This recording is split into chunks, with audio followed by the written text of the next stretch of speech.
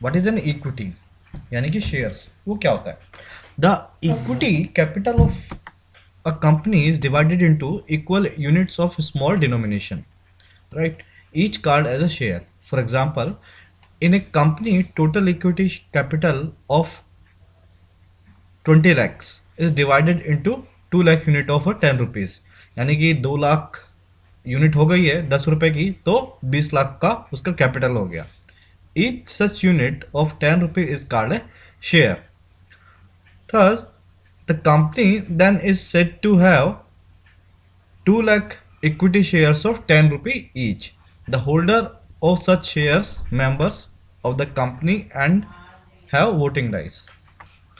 यहाँ पर हम बताएंगे कि एक कंपनी है, मान लो 20 लाख की कंपनी है, ये 20 लाख की कंपनी है टोटल.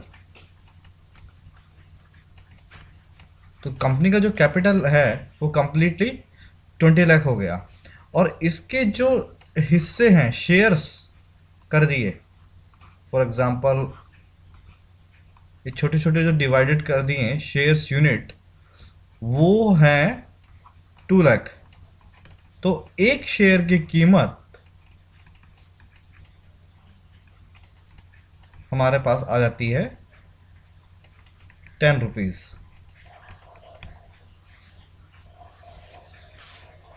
राइट. और जिसके पास भी जो शेयर होंगे उसके पास उतने ही वोटिंग राइट्स होते हैं. फॉर एग्जांपल इस कंपनी के 2 लाख शेयर हैं, तो वोटिंग राइट्स भी 2 लाख होंगे. जिसके पास जितने भी शेयर होंगे वो उतना काउंट होगा. कंपनी में कोई भी मेजर डिसीजन आता है तब कंपनी का जो बोर्ड ऑफ डायरेक्टर्स हैं वो वोटिंग सभी का सजेशन लेते हैं. वोटिंग राइट्स में जितना भी जो भी मेजोरिटी आया, मान लो कोई डायरेक्टर चुनना है तो उसको कितने वोट्स मिले, अगर किसी के जो मेजोरिटी वोट हैं अगर 50% से ज़्यादा हैं तो वो उसका डिसीजन माना जाएगा. Next, what is a debt instrument. अभी हमने इक्विटी की बात करी थी कि शेयर्स. इक्विटी का मतलब होता है खुद का पैसा, जो कंपनी में पैसा लगा वो इक्विटी है. डेट मतलब कितना जो लोन लिया गया है. डेट इंस्ट्रूमेंट पे अगर कंपनी डेट इंस्ट्रूमेंट को इशू करके किसी से पैसा लेती है तब उसके बदले में उसको प्रिंसिपल के साथ इंटरेस्ट भी पे करेगी. बट इक्विटी में ऐसा नहीं है. इक्विटी में अगर मान लो मार्केट कैपिटल, मार्केट वैल्यू उसकी बढ़ जाती है तब हमें इक्विटी से फ़ायदा होगा, अगर घट जाती है तो हमें नुकसान भी हो सकता है. बट डेट में ऐसा नहीं है. Debt instrument represent a contract whereby one party lends money to another on predetermined term with regards to rate and periodicity of interest, repayment of principal amount by the borrower to the lender. मैंने already explain कर दिया है कि इसमें principal के साथ हमें interest भी एक देना पड़ता है डेट में. In the Indian security market the term bond is used for debt instrument used by the central and state government and public sector organisation. Indian security market में जो सेंट्रल और स्टेट गवर्नमेंट और public sector unit है, अगर वो debt instrument issue करती है उसको हम बॉन्ड बोलते हैं. और अगर यही काम प्राइवेट कॉरपोरेट सेक्टर करता है तो उसको हम डिवेंचर बोलते हैं. इन अ सिंपल मीनिंग हम कह सकते हैं कि अगर प्राइवेट कंपनी कोई बॉन्ड इशू कर रही है डेट इंस्ट्रूमेंट का तो वो डिवेंचर कहलाएगा. डेरिवेटिव क्या है? Derivative is a product whose value is derived from the value of one or more basic variables. can't underline. Underline का असेट हमें इसे सिंपल लैंग्वेज में समझेंगे कि फॉर एग्जांपल मिल्क है. मिल्क का प्राइस अगर चेंज होता है तो मिल्क से बने जो प्रोडक्ट्स हैं, फॉर एग्जांपल पनीर हुआ या कर्ड हुआ, उसके प्राइस ऑटोमेटिकली इंक्रीज कर देंगे. तो मिल्क हुआ अंडरलाइंग एसेट, और पनीर और कर्ड को हम कह सकते हैं उसका डिराइव्ड या derivative product. The underline assert can be equity.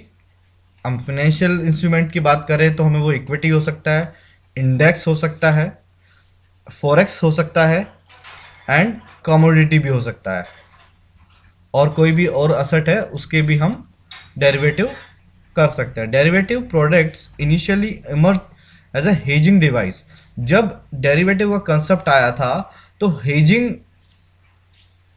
की तरह इसका इस्तेमाल होना के लिए आया था against the fluctuation in commodity prices, and commodity link derivative remain the sole from of such products for almost 300 years. इसका और एक अच्छा एग्जांपल हम समझते हैं कि गोल्ड है। गोल्ड का जो भी प्राइस आज है और उसका 3 महीने बाद उसका प्राइस चेंज हो सकता है, बट हमारे पास अभी पैसे नहीं है और हमें गोल्ड 3 महीने बाद चाहिए, तो आज की डेट में ही हम गोल्ड का प्राइस 3 महीने बाद का फिक्स करके कुछ टोकन मनी देके उसका प्राइस फिक्स कर लेंगे और 3 महीने बाद उस गोल्ड को हम उतने ही रेट में परचेज कर लेंगे। चाहे गोल्ड की वैल्यू बढ़ी हो या घटी हो, हमें उस प्राइस पे वो गोल्ड मिल जाता है। The financial derivative came into spotlight in post 1970। 1970 के बाद पे हम जो फाइनेंशियल इंस्ट्रूमेंट्स हैं यानी कि इक्विटी डेरिवेटिव वगैरह वो कंसेप्ट आया था मार्केट में। However, since their emergence, these products have become very popular, and by 1990, they accounted for about two-third of total transaction in derivatives product। अगर हम आज देखते हैं तो डेरिवेटिव का जो टोटल 2/3 हिस्सा है, यानी कि एक ये दो, जो इतना पोर्शन है वो केवल डेरिवेटिव्स में ही डीलिंग करती है, और ये है ये कैश मार्केट में होता है।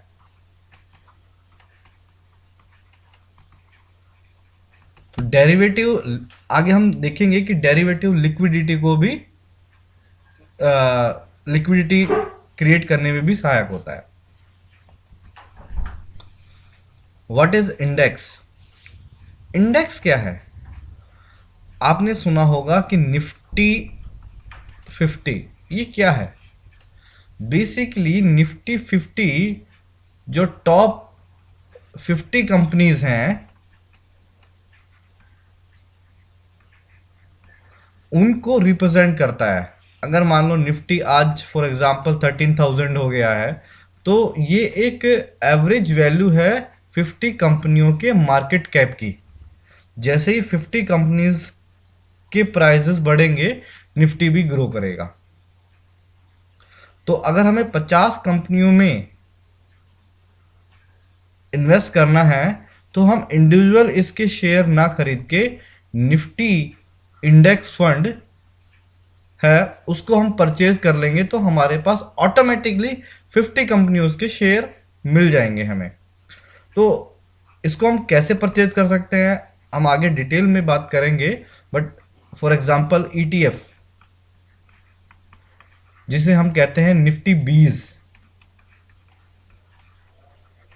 निफ्टी बीज एक ईटीएफ एक्सचेंज ट्रेडेड फंड है जो कि मार्केट में ट्रेड होता है। हम उसके एनएवी वैल्यू आज अगर 13,000 निफ्टी है तो 130 रुपए के आसपास हमें एक शेयर मिल जाएगा। वो एक कंपनी का शेयर नहीं है, बट कि हमने 130 रुपए में पूरे 50 कंपनियों के शेयर खरीद लिए हैं।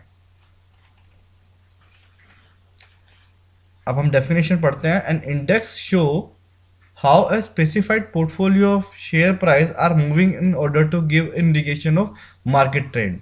ये जो 50 कंपनीज हैं ये दरअसल बहुत बड़ी कंपनीज हैं लार्ज कैप की, जो कि पूरे इंडियन इकोनॉमी के ट्रेंड को प्रेजेंट करती है। It is a basket of security and the average price movement of a basket security indicates the index movement whether upward or downwards, जैसा कि हम एक्सप्लेन कर चुके हैं। अच्छा। अच्छा, डीमेटलाइज क्या होता है? हमने डीमेट का फॉर्म नाम सुना होगा, डीमेट। डीमेट ही डीमेटलाइजेशन का शॉर्ट फॉर्म है।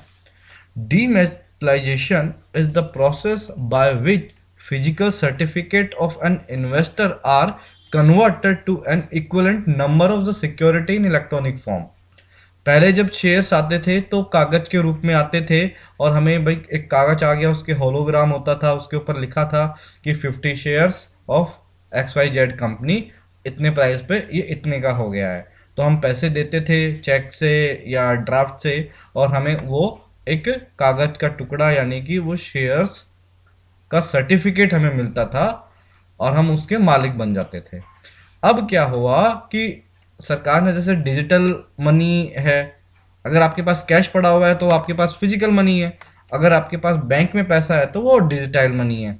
तो ऐसे ही ये डिजिटलाइजेशन के लिए हमें डीमेट कर दिया गया है शेयर को। तो शेयर हमें कागज के रूप में ना होके इलेक्ट्रॉनिक फॉर्म में हमारे डीमेट अकाउंट में होते हैं। And credit to investors account with depository participant, इसके बारे में हम आगे बाद में बात करेंगे कि डिपॉजिटरी पार्टिसिपेंट होता क्या है।